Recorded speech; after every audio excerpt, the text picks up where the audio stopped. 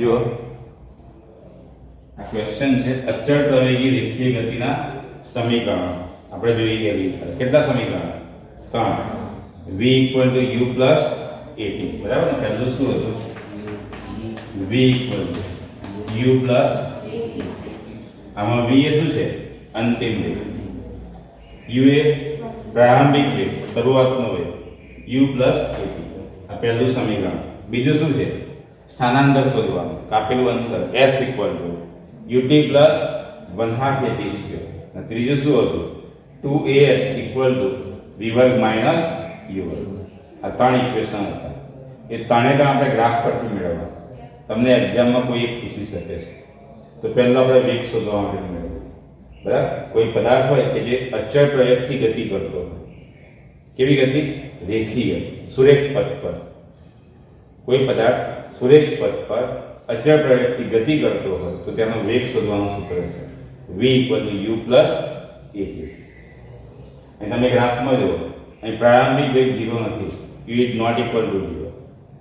0 જો પ્રારંભિક વેગ 0 હોય તો ગ્રાફ અહીંથી સ્ટાર્ટ થાય 0 માંથી ઉગમ બિંદુ ઓરિજિનમાંથી પણ એ તમને આપી છે u ≠ 0 એટલે પ્રારંભિક વેગ શરૂઆતનો વેગ 0 નથી એટલે કે વાહન ચાલુ જ છે વચ્ચેથી કોઈ t ટાઈમ લીધો છે એટલે ગ્રાફ જો આટલેથી આવે છે બરાબર ધારો કે કોઈ પદાર્થ અચળ પ્રવેગથી રેખીય પથ પર ગતિ કરે છે અને પ્રારંભિક વેગ u છે અને તે વખતે એ પદાર્થ ક્યાં છે એ બિંદુ ઉપર બરાબર અચળ પ્રવેગથી ગતિ કરી તે ક્યાં પહોંચે છે b બિંદુ ઉપર અને અંતિમ વેગ કયો છે b અંતિમ વેગ કયો છે b તો x અક્ષ પર ટાઈમ છે y અક્ષ પર શું છે વેગ તો પ્રારંભિક વેગ u એ માપ કેટલું થાય ઓએ અંતિમ વેગ v એનું માપ કેટલું થાય અહીં d પર પહોંચે તો તમે d માંથી એક લંબ દોરો x અક્ષ પર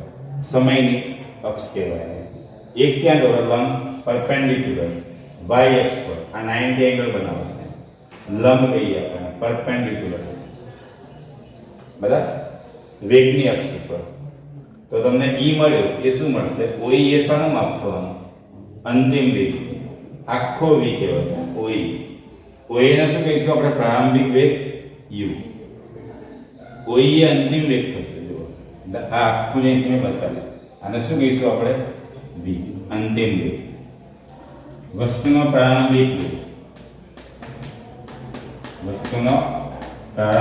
એટલે કે ઇનિશિયલ વેલોસિટી કેટલી થશે oe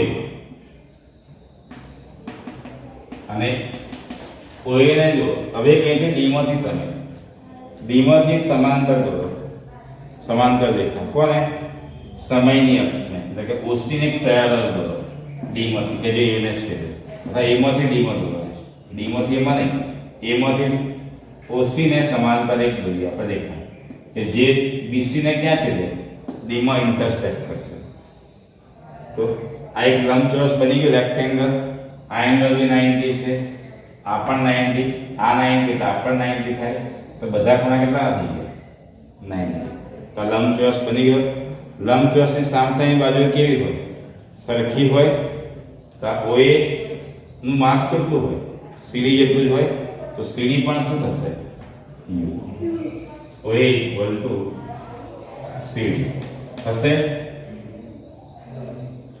વસ્તુનો અંતિમ વેગ તમે યુને પાછળ પણ લખી શકો છો u ચલો અંતિમ વેગ oe થશે કારણ કે એક વખતે પદાર્થ b પર પહોંચ્યો ત્યાંથી આપણે લંબ દોર્યો એટલે આ શું બતાવશે અંતિમ વેગ oe ચલો oe ની માપ કોના જેટલું હશે જુઓ oe bc જેટલું હોય અને આપણે bc કહીએ b = v થશે અંતિમ વેગ v બરાબર હવે t સમયમાં વેગમાં થતો ફેરફાર કેટલા સમયમાં t સમયમાં વેગમાં થતો ફેરફાર તો કેટલો ફેરફાર થયો પ્રારંભિક વેગ અને અંતિમ વેગ તો આ બીડી જેટલો ફેરફાર થયો કારણ કે જો ટોટલ વેગ કેટલો હતો? અંતિમ વેગ OA. પ્રારંભિક વેગ કેટલો છે? OA. તો તફાવત કેટલો થયો? AE જેટલો, એટલે કે BD જેટલો. તો વેગમાં થતો ફેરફાર આપણે BD કહીએ, ઇક્વલ ટુ BD નું માપ કોના થશે? AE પણ કહેવાય. AE ઇક્વલ ટુ, ચલો BD નું માપ કેટલું થઈ ગયું? BD શું થવાનું? BC માંથી CD બાદ કરો. ટોટલ કેટલું હતું? BC, એમાંથી CD બાદ કરો તો શું મળી ગયું આપણને? BD મળી ગયું. તો ઇક્વલ ટુ શું આવશે? BC total BC minus CD. therefore BD equal to BC શું છે? ટોટલ V છે, BC V minus CD. CD કેટલું છે? OA જેટલું, એટલે શું થયું? U થયું. વેગમાં થતા ફેરફારને શું કહીએ છીએ આપણે? BD મળી ગયું. ચલો પ્રવેગતા આપણે પછી લઈશું. તો આ BD નું માપ મળ્યું એટલે આપણે લખી શકીએ V માઈનસ U. તો BD જેટલું કોણ છે? AE. એ પણ શું આવશે? આટલો ભાગ તમારો શું કહેવાય? V માઈનસ U કહેવાય. બરાબર. હવે પ્રવેગની વ્યાખ્યા કરો. હવે પ્રવેગ A ઇક્વલ ટુ પ્રવેગ એટલે એક્સેલરેશન કહીએ આપણે, ઇઝ ઇક્વલ ટુ વેગમાં થતો ફેરફાર, વેગમાં થતો ફેરફાર છેદમાં તે માટે લાગતો સમય. તો therefore A ઇક્વલ ટુ વેગમાં થતો ફેરફાર કેટલો છે? BD છે, V માઈનસ U. તે માટે લાગતો સમય કેટલો છે? T. આપણે લખ્યું છે T સમય, છેદમાં T આવી ગયું. therefore T ને અહીં શું થશે? AT equal to V minus U. આ U ને પેલી બાજુ લઈ જાઓ તો માઈનસ ના શું થાય? પ્લસ થાય. તો therefore V equal to U plus AT મળી ગયું. પહેલું સમીકરણ આપણને શું મેળવવાનું? V equal to U plus AT. આ U ને આપણે આ બાજુ લાવ્યા તો V equal to U plus AT મળી ગયું. પહેલું સમીકરણ તમારી બુકમાં 8.5.1 માં આપ્યું છે. 8.5.1.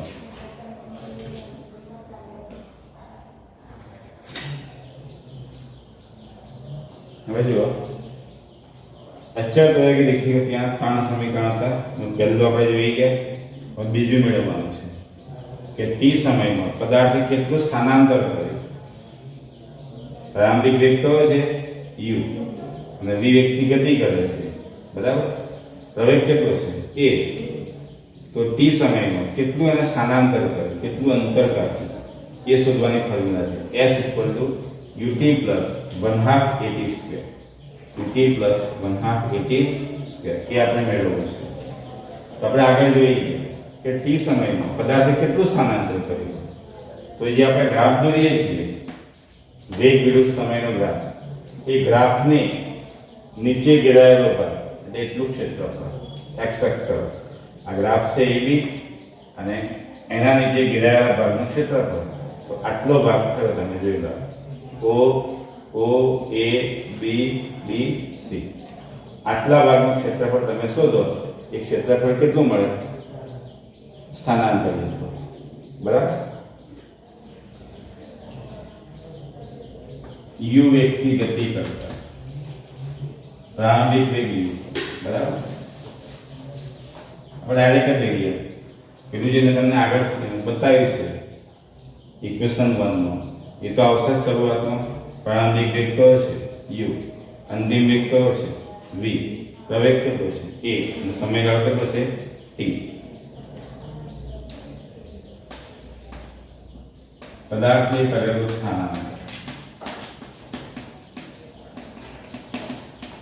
S બરાબર શું થાય? O A B D C નું ક્ષેત્ર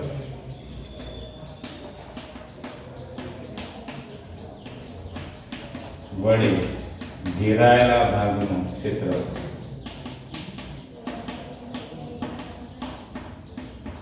તમે જો એની અંદર બે ફિગર બને છે. આટલો જે ભાગ છે એમાં એક જો એક આ લંબચોરસ છે, રેક્ટેંગલ કયો છે? O A D C O C D A બીજી કોઈ O A D C નો ક્ષેત્ર પ્લસ આ જો ટ્રાયેંગલ છે A D B છે કાટકોણ ત્રિકોણ પ્લસ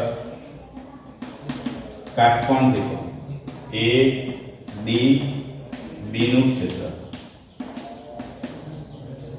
ચલો લંબચોરસનું ક્ષેત્રફળ સૂત્ર શું?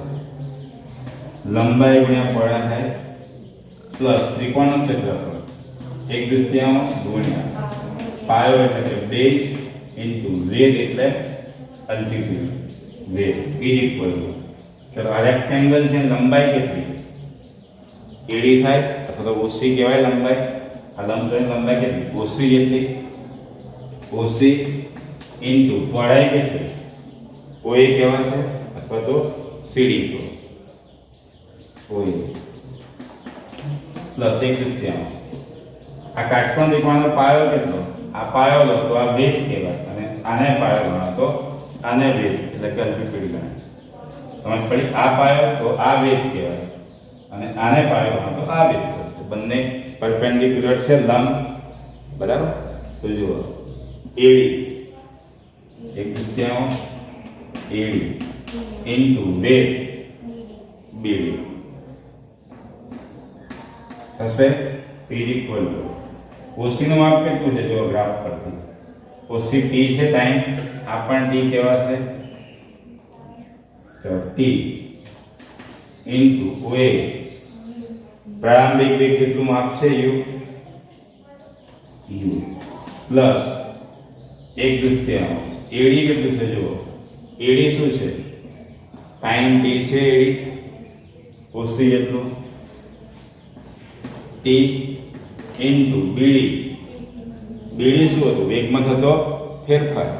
પ્રારંભિક વેગ માઇનસ અંતિમ વેગ, એ આપણે આગળ જોઈ ગયા એકમાં. V માઇનસ BD નું માપ કેટલું છે? V માઇનસ બરાબર is equal to UT plus 1/3 V minus U into T. બરાબર. હવે જો આપણે આગળ જે સમીકરણ 1 મેળવ્યું એમાં શું મેળવેલું? A equal to V minus U by T હતું. હવે A equal to V minus U upon T હતું. Therefore V માઇનસ U કેટલા થઈ ગયો? V minus U equal to 80 થશે. આને ઉપર લઈ ગયા અંશમાં ગુણ્યા તો B માઇનસ U મળી ગયો આપણને 80. આ B માઇનસ U ની કિંમત ક્યાં મૂકી દે? આ સમીકરણમાં મૂકી દો આ જગ્યાએ. Therefore S ઇક્વલ ટુ અહીં શું ચાલે આગળ? S. Therefore S equal to UT plus 1/3 V minus U ની કિંમત. જો ધારો કે આનું પરિણામ 1 કહો, આને શું કહો? 2. તો B માઇનસ U ની જગ્યાએ શું મૂકી દો? 80 ઇન્ટુ T. પરિણામ 1 ની કિંમત ક્યાં મૂકી આપણે?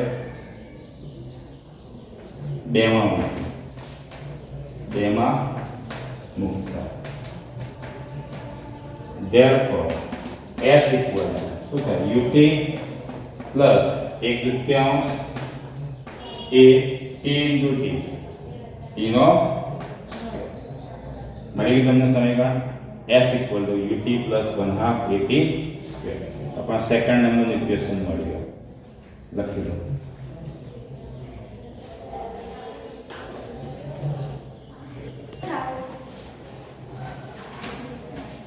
જો 8.5.3 માં તમારું ત્રીજું સમીકરણ 2AS ઇક્વલ ટુ V વર્ગ માઇનસ U વર્ગ આપણે મેળવ્યું છે. બરાબર. તો જુઓ t સમયમાં પદાર્થે કેટલું સ્થાનાંતર કર્યું? t સમયે પદાર્થે કરેલું સ્થાનાંતર. તો આપણે આગળ જે જોઈ ગયા બેમાં એ જ રીતે S ઇક્વલ કેટલું? તો જે ગ્રાફ છે એ એ ગ્રાફ વડે ઘેરાયેલા ભાગનો ક્ષેત્રફળ એટલે કે જો આ એક સમલંબ ચતુષ્કોણ પણ છે ઓ એ બી સી તો સમલંબ ચતુષ્કોણ ઓ એ બી સી નો ક્ષેત્રફળ આપણે આગળ 8.5.2 માં શું કરતું રેક્ટેંગલ લીધો પ્લસ કાટકોણ ત્રિકોણ લીધો અહીં આપણે સમલંબની રીતે લઈએ છીએ સમલંબ ચતુષ્કોણનો ક્ષેત્રફળ સમલંબ એટલે એજીઓટ્રોપિક કહેવાય એજીઓટ્રોપિક બરાબર તો જુઓ ઇઝ ઇક્વલ ટુ કે ગણિત ફોર્મ્યુલા યાદ કરો 1/2 ગુણ્યા બે સમાંતર બાજુનો સરવાળો ગુણ્યા તેમની વચ્ચેનું લંબ અંતર હવે જો 1/2 ગુણ્યા બે સમાંતર બાજુ કઈ ગઈ આ બે સમલંબ ચતુષ્કોણ જે હતો એમાં બે સમાંતર બાજુ OA અને BC કે શું છે સમાંતર બાજુ છે તો OA પ્લસ BC અને એમની વચ્ચેનું લંબ અંતર જો કયું છે આ બે બાજુ વચ્ચેનું લંબ અંતર તમે OC કો AD કો એનું માપ કેટલું છે T જેટલું છે તો તેમને લંબ અંતર કેટલું T થઈ ગયું ઇઝ ઇક્વલ 1/2 ગુણ્યા OA નું માપ કેટલું જો ધ્યાનથી OA શું છે પ્રારંભિક વેગ છે u પ્લસ BC શું છે જો BC નું માપ કેટલું છે અંતિમ વેગ કેટલું v છે તો પ્લસ v ઇન્ટુ t બરાબર હવે જો આપણે આગળ જોઈએ છીએ a ઇક્વલ ટુ શું હતું v minus u by t હતું તો t ને આમ લઈ જાઓ તો t બરાબર શું થાય v માઈનસ u આ એ ક્યાં આવી જાય નીચે આવી જાય તો t ની કિંમત ત્યાં મૂકી દો therefore s ઇક્વલ ટુ 1/2 ચલો અહીં u પ્લસ v છે અને શું લખાય v પ્લસ u પણ લખાય આ શું છે t ની હવે t ની વેલ્યુ મૂકી દે v માઈનસ u છેદમાં is equal to v plus u ને v માઈનસ u ને શું કહેવાય હવે પાડો v plus u v minus u શું થાય v વર્ગ માઈનસ u વર્ગ થશે a plus b a minus b a square minus b square v plus u v minus u v વર્ગ માઈનસ u વર્ગ છેદમાં કેટલા આવશે 2a